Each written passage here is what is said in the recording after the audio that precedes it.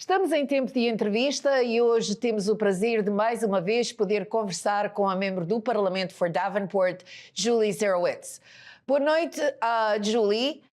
Good evening. It's a pleasure being with you again. Thank you for being with us to talk to us about some very important topics.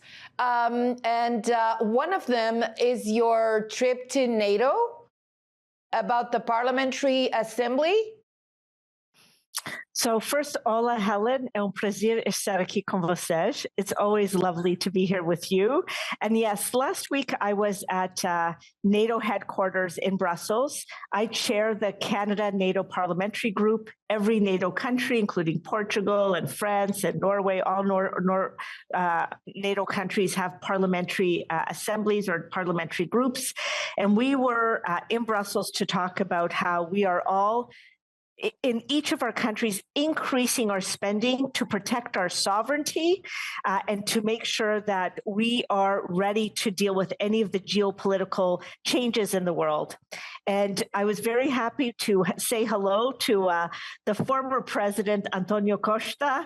As you know, he's one of the leaders of the European Union right now, and he was there at NATO headquarters as well to say hello to us and to also indicate that he is also working very hard with all NATO countries to make sure that we are increasing our spending.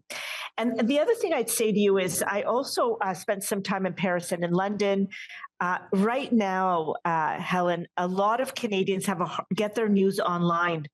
I think they should all be watching FPTV all the time and reading newspapers, but many of them get their news online. And many people say, oh, Julie, I don't know what's the truth. What's the truth and what's a lie? And so I am doing a lot of work on behalf of the Canadian government about how do we educate Canadians to make sure they stay educated and get access to facts and fact-based journalism.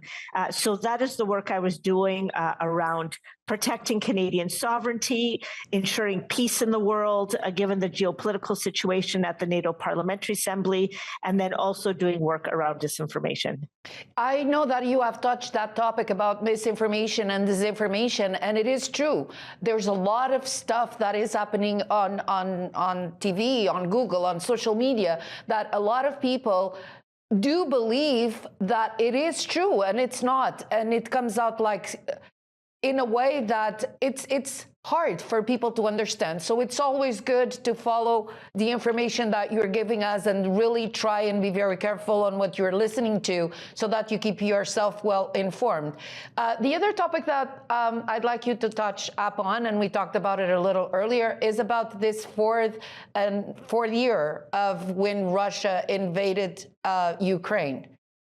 It's a very complicated... Yes, so you're right about the fourth year anniversary of Russia's attack, unprovoked and illegal attack on Ukraine.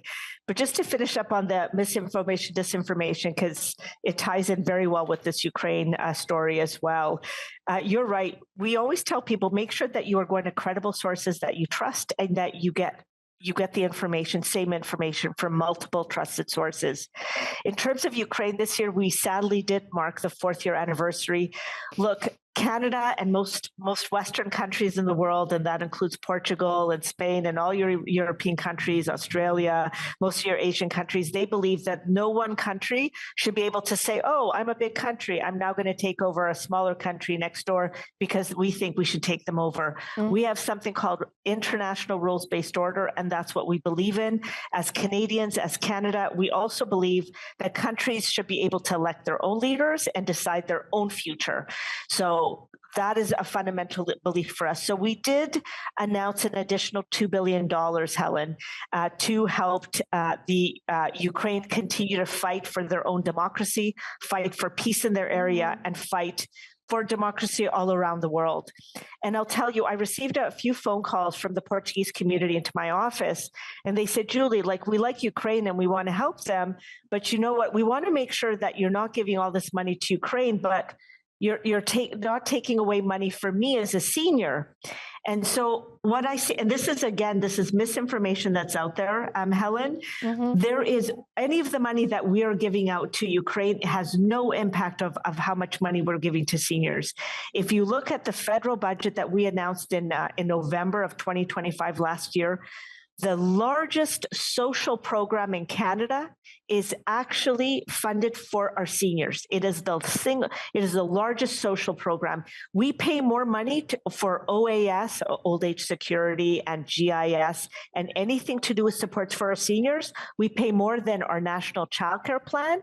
Okay. And we also pay more for our seniors than our Canada Health transfers. So we give money to each of the provinces and territories. We give more money to our seniors. I don't want any senior out there to say that we are doing stuff internationally, but we are forgetting seniors, that we're forgetting families, that we're forgetting Canadians. We do not forget them. Okay. So it's very important. And then I also mentioned to them that we also are putting out the groceries benefits. So that's the old GST credit. For a single person, you're going to get it almost doubled this year, okay? And for families of 4, they're also going to get it almost double this year, because we know right now still food prices are elevated, living costs are elevated, so our federal government has come in to support. So yes, we are helping to support Ukraine. Yes, it's a very sad anniversary, but in addition, we don't forget our seniors. We don't forget Canadians. They are the reason we exist as a government, and they are always at the very heart and soul of everything we do in Canada. Julie, we have come to the end of the time that we had for this interview today, but I hope that you can get back to us as soon as you can, because I do believe that the next topics that we talked about in the beginning, about the advisory for Mexico, Cuba, and a couple of other things, the tax season and so on.